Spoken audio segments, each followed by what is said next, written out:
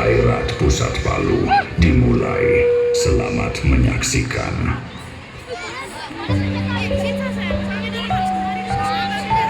Pada masa itu, tanah air Indonesia masih berada dalam cengkraman penjajahan. Setelah Belanda tumbang, Jepang datang membawa penderitaan baru. Di tengah situasi yang genting, seorang ulama besar dari Jombang, Kiai Haji Hashim Asy'ari, bangkit menyatukan umat. Dari pesantrennya yang sederhana, Tebu Ireng, lahir semangat kebangkitan Islam dan cinta tanah air yang kelak mengguncang dunia. Kekhawatiran atas kondisi umat dan tanah air tercermin dalam perbincangan hangat bersama sang istri.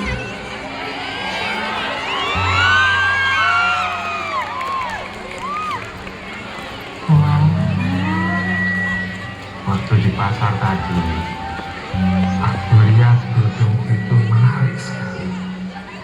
Dan aku teringat kepada istri yang kerudungnya sudah busuk. Sampai tenang itu, Masya Allah.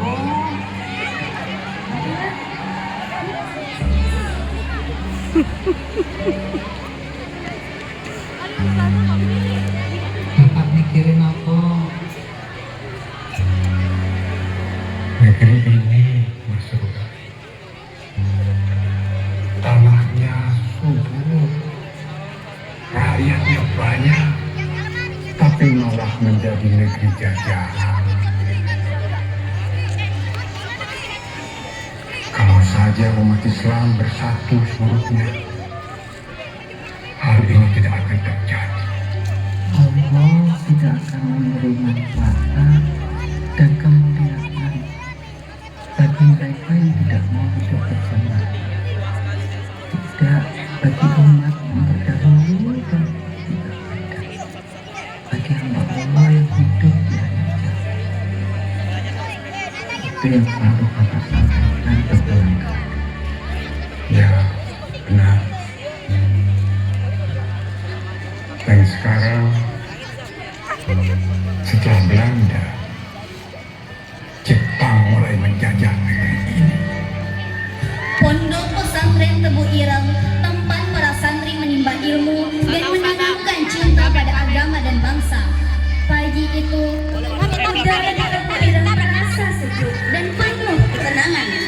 Di serambi pesantren, para santri duduk bersila menyimak setiap kalimat dari nasihat sang guru, Kiai Haji Hashim Asy'ari. Lantunan ayat suci dan suara salawat mengamun lembut, mengisi setiap sudut pondok, tempat ilmu ditanam, tempat iman dipupuk, tempat cinta tanah air tumbuh dalam kesederhanaan. Namun di balik kedamaian itu, bayang-bayang penjajahan belum juga sirna. Langkah-langkah kasar terdengar dari kejauhan. Deru mesin kendaraan perang memecah keheningan pagi itu.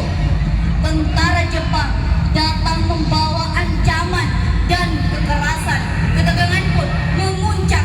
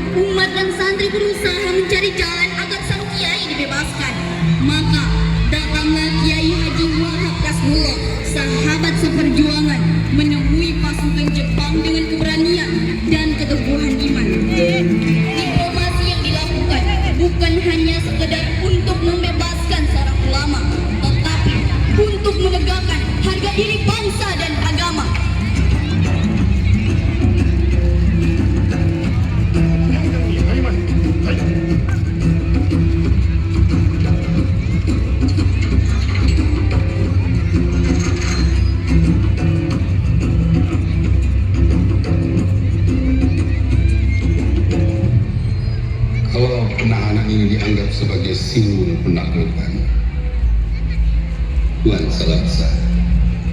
ちょっとまたこと怖いと思ったら間違いでしょう。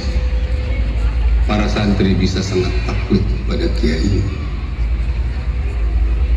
Tapi mereka berpegang pada Quran dan hadis. Hatilah yang akan menggerakkan tangan mereka atas segala kezaliman. Dipimpin oleh Gus Wahid Hashim, para santri berbaris rapi, melangkah dengan zikir dan sholawat di bibir mereka, tanpa membawa senjata, hanya iman dan keberanian yang ada di dalam dada.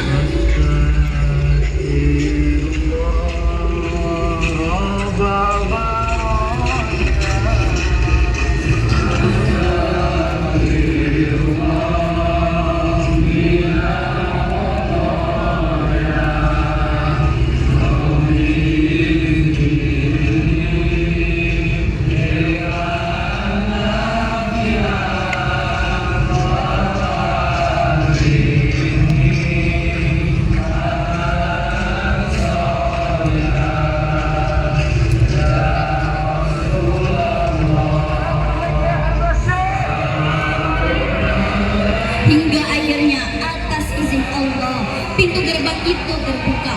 Sosok mulia Kiai Haji Hashim Asy'ari keluar, didampingi oleh Kiai Haji Wahab Kasbullah.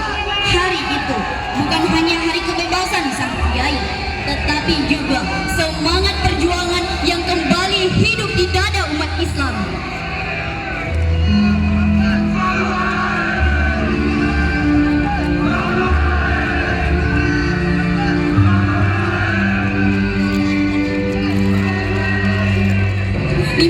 Agustus 1945. 15 Agustus 1945, Jepang menyerah tanpa syarat kepada pihak sekutu.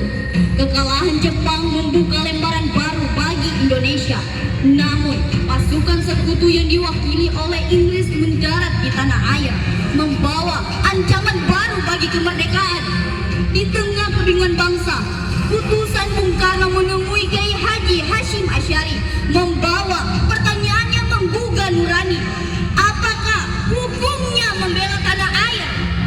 Dalam spirit perjuangan, Kiai Haji Hashim Asy'ari mengumpulkan para tokoh Nahdlatul Ulama dan bermusyawarah untuk merespon pertanyaan Bung Karno yang pada akhirnya membuahkan sebuah keputusan bersejarah, yakni resolusi jihad.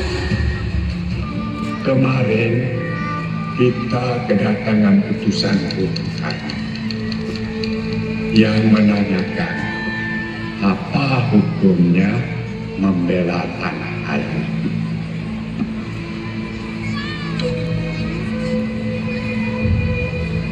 Hukum membela negara dan melawan penjajah adalah fardu ain bagi setiap mukallaf yang berada dalam radius masa asli. Perang melawan penjajah adalah jihad fi sabilillah. Oleh karena itu, umat Islam yang mati dalam peperangan itu adalah syahid. Ketika fatwa resolusi jihad bergema dari Tebu Ireng, bumi Nusantara seolah terbangun dari tidurnya. Dari langgar hingga pelosok desa, para santri dan rakyat kecil menatap langit dengan keyakinan baru bahwa membela tanah air adalah jihad di jalan Allah.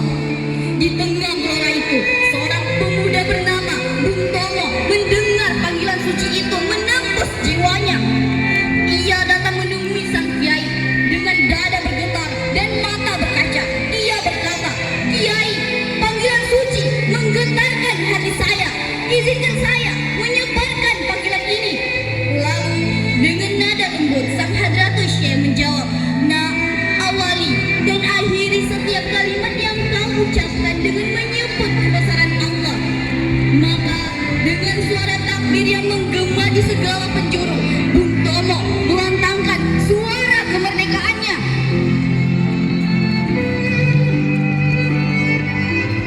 Bismillahirrahmanirrahim. lagi.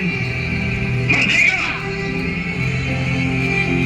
Saudara-saudara, rakyat jelata di seluruh Indonesia, terutama saudara-saudara penduduk kota Surabaya,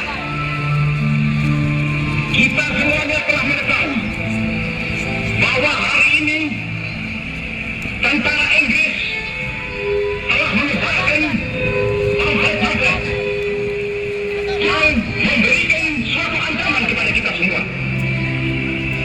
Kita diwajibkan untuk dalam waktu yang mereka tentukan menyerahkan senjata-senjata yang telah kita rebut dari tangannya tentara Jepang. Mereka telah minta supaya kita datang pada mereka itu dengan mengangkat tangan. Mereka telah minta supaya kita semua datang pada mereka itu dengan membawa bendera putih, tanda bahwa kita menyerah kepada mereka. Kalau pimpinan tentara Inggris yang ada di Surabaya ingin mendengarkan jawaban rakyat Indonesia, ingin mendengarkan jawaban seluruh pemuda Indonesia yang ada di Surabaya ini, dengarkanlah ini tentara Inggris. Ini jawaban kita, ini jawaban rakyat Surabaya, ini jawaban pemuda Indonesia kepada kau sekalian. Selama banteng-banteng Indonesia masih mempunyai tanda merah yang dapat melindungi garis dari putih, merah dan putih, maka selama itu tidak akan kita mau menyerah kepada siapapun juga. Saudara-saudara rakyat Surabaya, siapa keadaan genting, kita tunjukkan bahwa kita ini adalah benar-benar orang yang ingin merdeka. Dan untuk kita saudara-saudara, lebih baik kita hancur daripada tidak merdeka. Sebelum kita tetap merdeka atau mati. Dan kita yakin saudara-saudara, pada akhirnya pastilah kemenangan akan jatuh ke tangan kita. Sebab Allah selalu berada di pihak yang benar.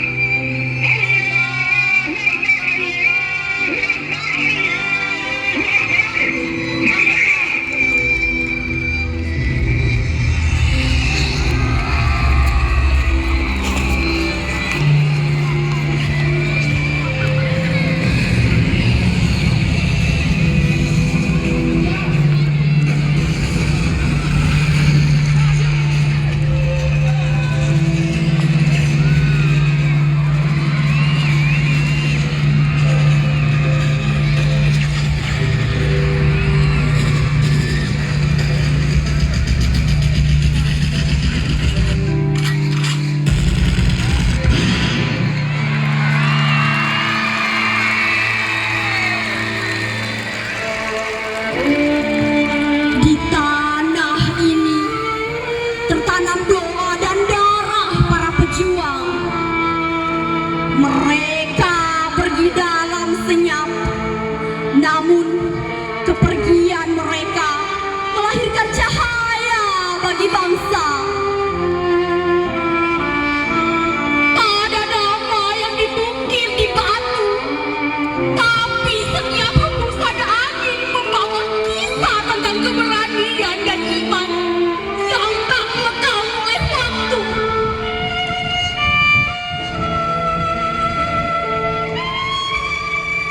Mereka